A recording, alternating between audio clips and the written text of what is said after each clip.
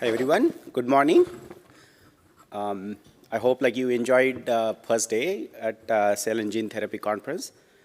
So it's my privilege to welcome all of you to the session on manufacturing and analytical cell therapy here at Cell and Gene Therapy Conference.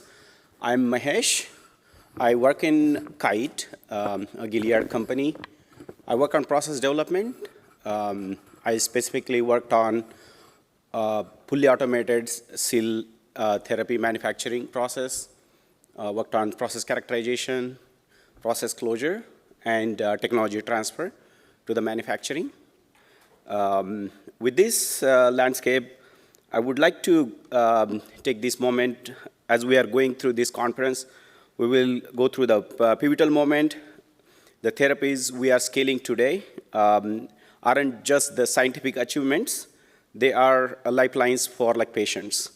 So going from autologous CAR T cell therapy to gene-edited allogenic cell therapies and different platforms, there are different challenges goes through the cell therapy process development. And this means manufacturing must be more than just the compliant. It must be intelligent, adaptive, and deeply integrated with the analytics and automation and have better quality control. In this session, as a part of a broader movement, one that reshaping how we are thinking about the cell therapy today, there will be talks on scalability, how the regulatory alignments need to be happen, and how the cell therapy have the patient access.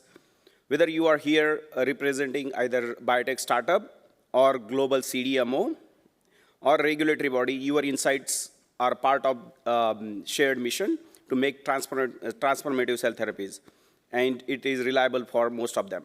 Today, we will hear from different pioneers who are pushing boundaries.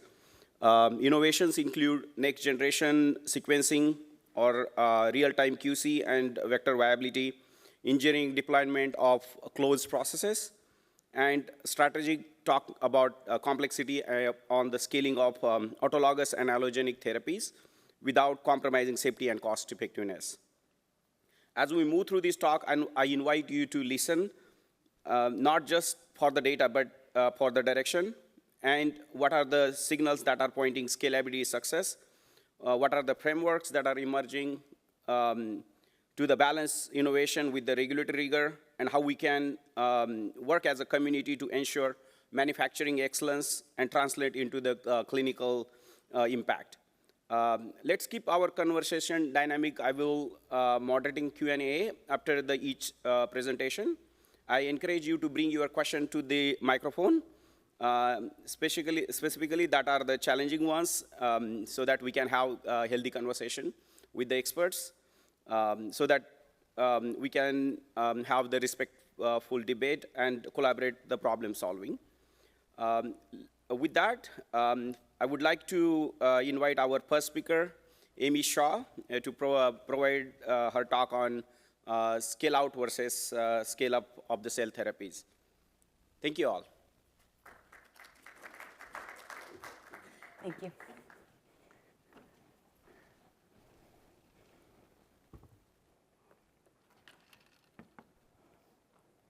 All right. Hello, everyone. Thank you for the introduction. Welcome to, I think it's day 2 of Cell and Gene International. Thank you all for being here this morning.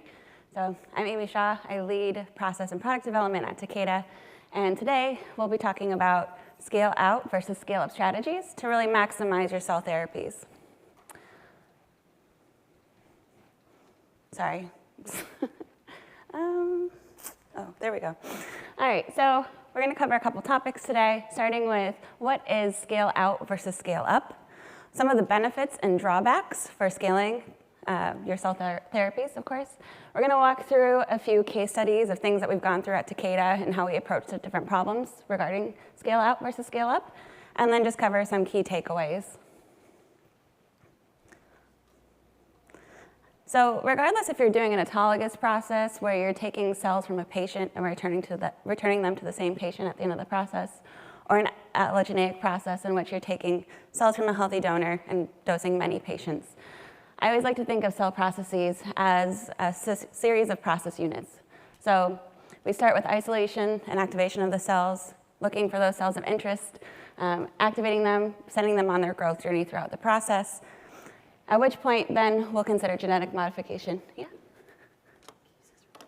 Oh, sorry. At which point we'll genetically modify the cell. So for today, in our case studies, we're going to be looking at that through transduction. And that's how we really integrate our mechanism of action, whether that's our CAR, TCR, armoring, whatever we want to get into the cells. That's when we introduce that. After which we'll expand, make as many cells as possible, harvest, fill finish, and then get those to patients. And so the way that I really like to think about developing is a modular process. And so looking at each of these process units individually and maximizing the output as much as possible for each one. So why do we have to scale processes? And when do we need to scale processes? A lot of the times in development, we actually have a certain scale that we'll use, and that is usually driven by the cost it takes to develop, or it could be the size of the lab, the scale of the equipment that you have. It's not always exactly what you want to bring to the clinic, but it allows you to do rapid development. And so why don't we just take that? Why can't we just bring that directly there? We have different drivers that might make us want to change what we're using, and that could be the clinical stage at which we're trying to achieve, the yield of the process, so how many doses we want to make, or the cost. So of course, we always want to make the cheapest product possible for patients.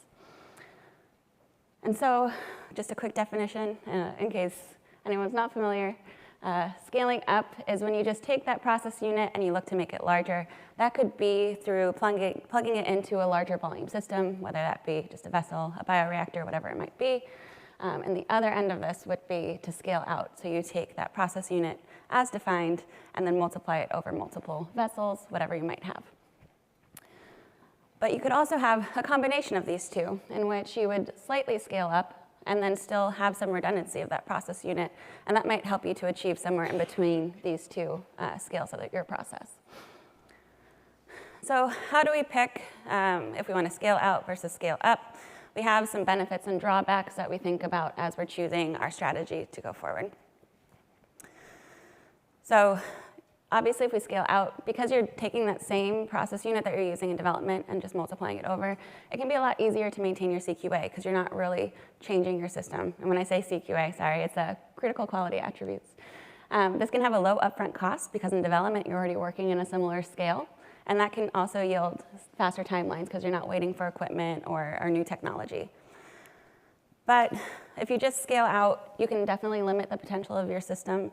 If you're scaling out certain process units such as expansion, you're looking at this multiplicity of vessels, which can definitely drive up cost of your DP at the end. And having more vessels around can definitely lower your operational efficiency, making it difficult for your operators to have a successful operation in manufacturing, as well as it could be limited by your facility size overall. And so if you have to build out your facility further, that could also send delays for your DP. Thinking of scale up, though, we actually can introduce a lot of opportunity for automation, which therefore gives us more increased process control and consistency. We're able to incorporate things like process analytical technologies and just have this real live view into the process, how things are going. And if we're able to scale up in a single vessel for a process unit, the cost efficiency can also be driven down, meaning, again, cheaper doses, cheaper products for patients. And when we think about scale up as well, it is more difficult to maintain some of those critical quality attributes. Thinking of expansion, it can be really difficult to maintain potency. We have to keep a very good eye on that because we're changing the way in which the cells are fed and how long they grow a lot of times, the number of doublings they undergo. And so we want to make sure that we are controlling as much as possible for those critical quality attributes. And so what we've done at Takeda really, and where we always start at the point in development in CMC, is define where we're going. And so you'll see on the y-axis here, we have the number of doses we're trying to achieve, and across the x, we have the clinical stage. So let's say our development scale is here. We're not quite at phase 1. We're we're looking at what we want to make for this drug product. We talk to our clinical team, and they help us to define for phase 1 that we're looking to supply about 30 doses per year or treat 30 patients. And so we think we can do a little bit of wiggle room in our development scale, pretty easily hit 20 doses per batch, and only have to manufacture 2 batches per year to supply what the patients need. But that's not enough to really define where we want to go for our process. We also need to think about the end goal. So again, re-engage with clinical, have an idea of the patients we're trying to reach for this indication, and they tell us they want 6,000 doses per year. Well, that's all well and good, right? But how do we get there? Sorry, there's a lot of animation. So if we don't scale the process and we only have 20 doses per batch, that means we're going to have to do 250 lots per year. But a lot of times that's not even possible, right? So this can be limited by your facility. So how many batches can you actually make per year due to manufacturing slots? But also how many doses can you fill at the end of your process? And so we can do some rough math here. Let's say our manufacturing site tells us, okay, we have 65 slots in a year. So to meet those 6,000 doses, we would have to make 75 doses per batch. And so with these kind of endpoints, we're going to map a couple scenarios and different things that we've gone through at Takeda and how we've approached them. So we'll start with the viral vector process. Everybody knows the cell process. A viral vector process is a critical drug substance for making sure that we can achieve what we want for our cells here. A lot of times it's a static process in which we have adherent cells, and we're introducing whatever our gene of interest is, either through transfection, or we could have a producer cell line. We grow them up, we harvest them, and do some purification at the end. And so the first step we need to do to figure out what kind of viral vector process we need to enable those 75 doses and 65 lots per year is to define our needs. So again, we need the 65 DP lots, but we also need about 30% for QC. So we're gonna do the math around 86 DP lots. So here we're driven by what our clinical stage is and what our yield of the process needs are. We're gonna map our baseline assumptions next. So let's say for this viral vector process, we're hitting about 48 transducing units per mil, so that's our titer. And in relation to our cell process, we need to transduce 1 billion cells at an MOI of 5, meaning that we need 5 billion TUs per batch. So with that information, we're going to survey the landscape. So we know that the current industry standard is still that adherent process. That's what we're working with in development. But we do also know there's a lot of bioreactors on the market that could enable much larger production of viral vectors. However, including bioreactors can lead to a lot of downstream development in how we purify the vectors and what we need to do at the end to make sure this can actually fit into the cell process, right? So we can just do some simple exercises here, assuming that 48 TU per mil translates as we go through the exercise. So if we were to scale up, let's say we find a 50-liter bioreactor, and at the end of the day, after downstream processing, we're going to have about 7 liters of product.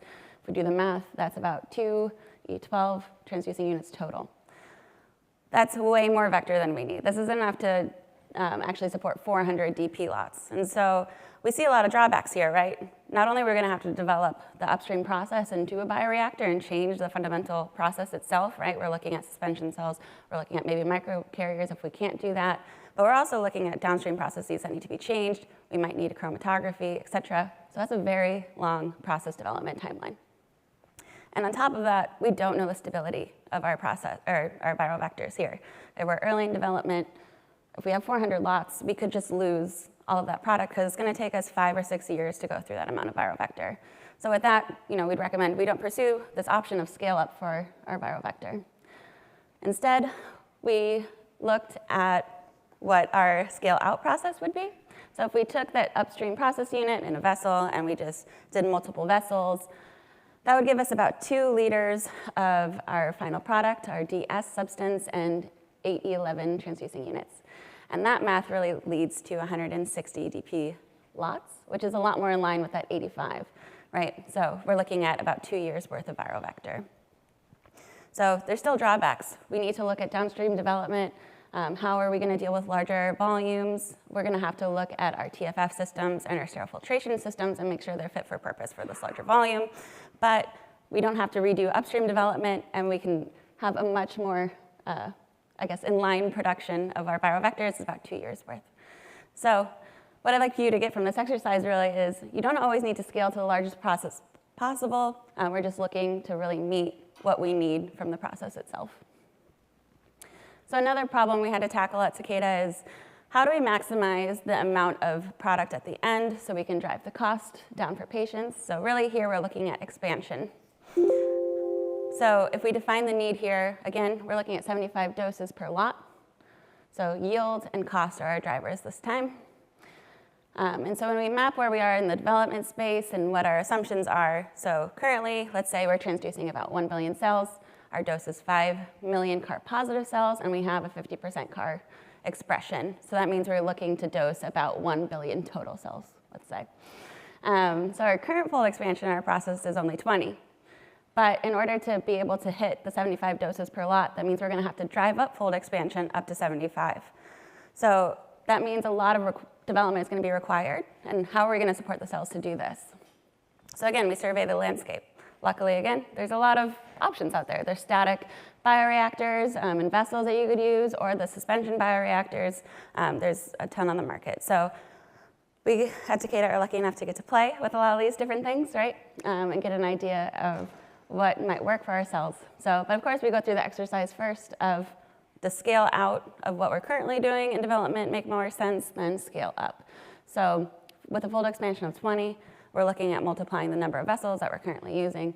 And we kind of immediately find that's a deal breaker, right? So in our development system, we actually max out our fold of expansion at 20. And so we can't just simply increase the number of cells by making more vessels because the process input is locked and the output is locked by the fold expansion. So instead, we were in a situation where we're going to look at the scale up. And so with that, let's say we find a 10-liter bioreactor that interests us. Basically, to push the cells to where we need them to be, we're only going to need to hit a concentration of 10 million cells per mil, and that would be a fold expansion of 100, which would yield a total doses of 100 doses. I made the math very easy for me today. And there are still some drawbacks with this, right? We still need to do a lot of development to support this higher fold expansion. We're looking at the perfusion, how much bioreactor volumes per day we're doing, how much cytokine we're adding, when we're adding cytokines, and how long can we actually keep the cells in culture to hit this. But you know, this is worthwhile because we don't have another option truly to hit the 75 that we need. So what we're looking for while we're doing this development is making sure that those CQA are still in line, again, potency being a big one of those. And here we have some benefits, right? So we can really maximize the output of the system. So we have the set number going in at transduction, which is a big driver, but we're maximizing the process unit of expansion itself. So automation and closed systems here are what are going to enable us to really have these larger processes and also increase our process control, again, through those process analytical technologies. So one last case study for you today. Looking at the genetic modification of the cells again, transduction, we were asked at Takeda, how can we fully maximize the process, make the most possible at the end of the day? So what is our need here? Maximize process performance. Here we're driven by all three factors. Let's say we're all the way at commercial, we're maximizing yield, we're driving down costs by doing so, but we still have to map our baseline assumptions. So let's say for the transduction process unit, we're currently doing 50 mils. We have a max volume in that transduction process unit of 150, and due to constraints downstream, we only can transduce about 2 billion cells with that fold of expansion of 100. The reason why there might be a constraint at this point in the process is actually because you can only scale your process to your most limiting factor. And we found that often to be fill finish and freezing. And so if you aren't able to fill finish, visually inspect, and get everything into the freezer, at the end of the day, you're a wasted product. You're driving costs up for no reason. And so you really have to know what the limitations are at every step of the process, right? So we're only going to aim to do 2 billion cells and still hit that CAR percentage of 50%. So again, we survey the landscape. There's a variety of devices out there. We wanted an automated device, right? We love automation at Takeda, so we wanted to be able to highly control this very critical process unit, so we were only looking for automation. So we have our current development scale. Again, it's about 1 billion cells, and we're hitting 50% CAR. So again, we ask ourselves, what happens if we scale up? So we put all the cells possible into the max volume of the system, and CAR was 30%. What does that mean? We don't really quite understand our design space. We don't know what's driving this lower CAR, but we know that just if we don't change any settings, the current device cannot just do this in one single shot, right? And so we'd either have to do a lot of development on this device to understand the design space and what's going on, or we could look out on the field for new devices, but maybe we don't have that time, right?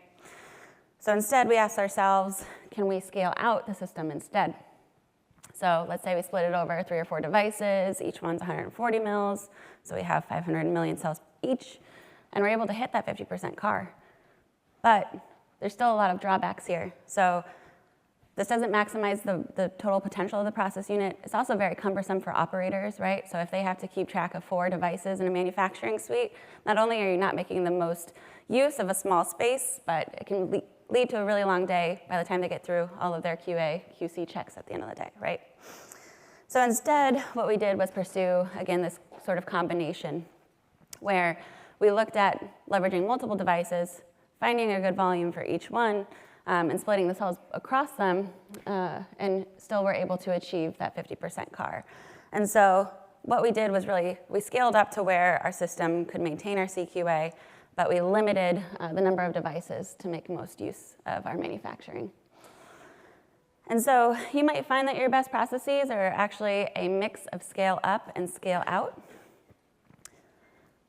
And so when you think about your end-to-end process, you might find different strategies, again, when you're looking at modular processes, where you want to just solely scale up versus scale out, where you need to employ that combination approach just to make sure that you're getting the best process possible to your patients. So at the end of the day, what I hope you all walk away with, we're really looking to scale to meet the required output of our process, not the largest possible process. So it's really important to map what the end is for your process. So how many doses do you have to meet now? How many doses do you need to meet later? Can you use different design techniques like QBD to really understand your system so you find the good points in between and be able to drive down comparability studies that you don't want to do later? Meeting the maximum scale of 1 PU can still limit your downstream process units. So again, when we're thinking about that viral vector, if we maximize the upstream process, we would have had some severe consequences in our downstream process. And you might not always think of the relevant CQA when you're making these decisions, but stability should be a major driver for some of your early process decisions as well.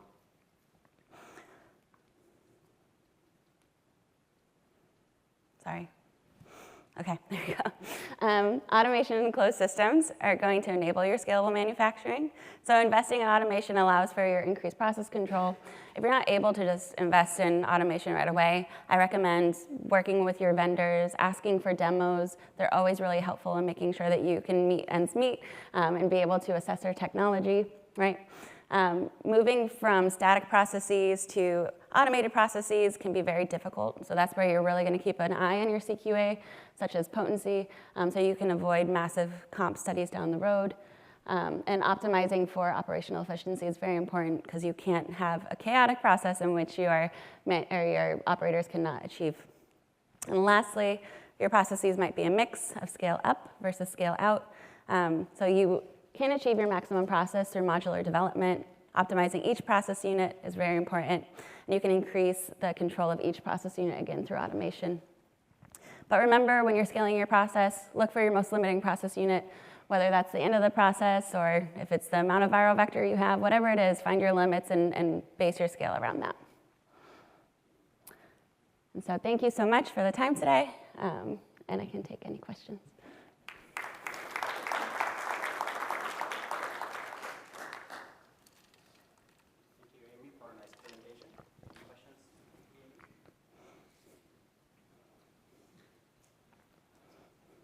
On the mic.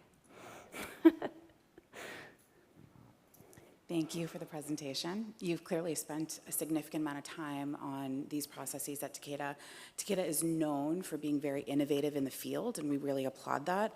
What are your thoughts on balancing innovation versus standardization?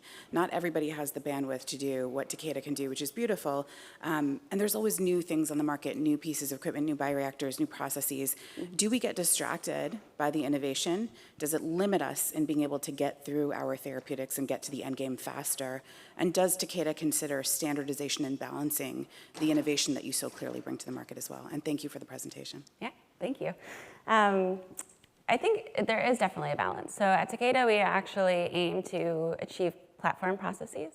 So as much as we love innovation and looking out into the market, what's new, what's fun, we do have to make a decision at a point and say, okay, this is the platform that we're going forward with.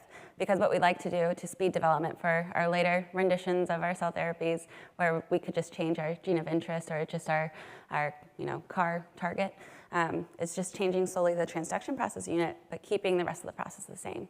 And what that allows us to do is lock our manufacturing suite design and also our understanding of some of the other process units. We don't have to redevelop from scratch.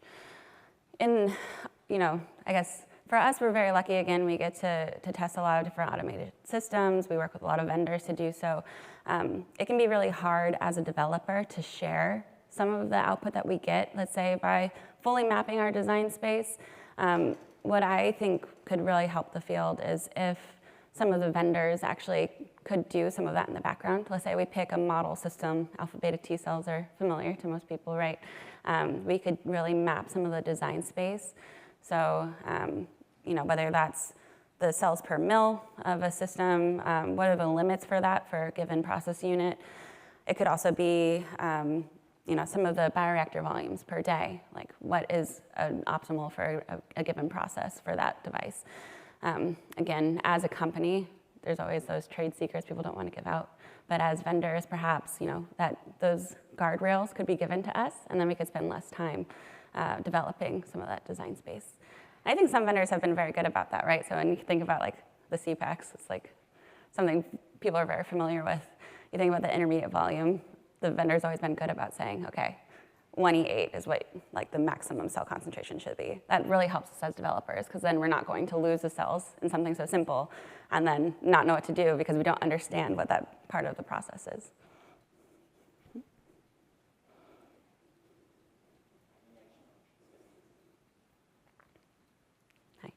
Good morning. Wolfgang Karius from Bayer. I would have a question on the cell therapy, what you see for, let's say, the next 2 or 3 years. Specifically, as we see in gene therapy, with the help of data and simulation, we can skip at least 2 to 3 levels of scaling out or up. Means predictions are pretty good. In our unit in Virgin, we have about 60 projects running and all the data being putting together. Do you see that this will happen in cell therapy also in the next 2 to 3 years? Because I think we have really serious to see how to cut time in using data versus all the vet lab. Yeah, no, that's a great question. So I think the crux for cell therapy a lot of times is negative data. So when we're looking at the development scale, a lot of times, that could be a liter, it could be 5 liters. It's a lot of investment for a company. And so if you're doing experiments to train the model, you need to have some that fail, right? That's an expensive failure rate. So what we need to do really in cell therapy is make a small scale model, right? That's even smaller and friendlier price-wise to making negative data. And investing in that is something that is not something that everybody has done at this point. As we're able to make these small scale models, then we can do a lot of different renditions of the process, try a bunch of different conditions, and see, what, once we plug it into the model, would be a driver of that design space. But it's going to require some investment of time and money, depending on who's looking at it.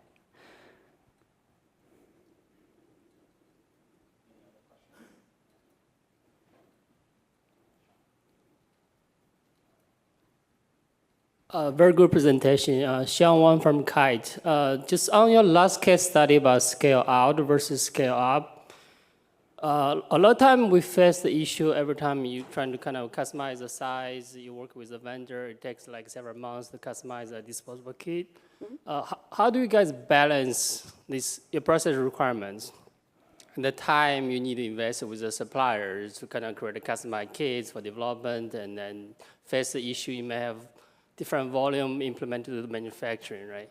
Yeah. There's just a lot of things, so many things to consider in this evaluation. Yeah, no, it's a great question. It's very difficult, right? If it's not something immediately on the market, then you're working with, as you said, vendors to find disposable kits, mapping connections. You can even go down the custom device route if really need be, but that can be difficult to make GMP, right? And so a lot of times we're bound by what is currently on the market.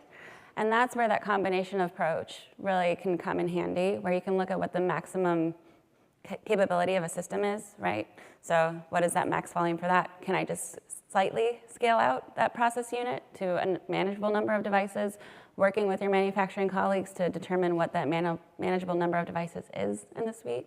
And that can be your workaround for the time being. And then you could try to plan longer term towards the custom solutions, and then ideally have a really good idea what your CPPs are as you move into comparability studies in the future.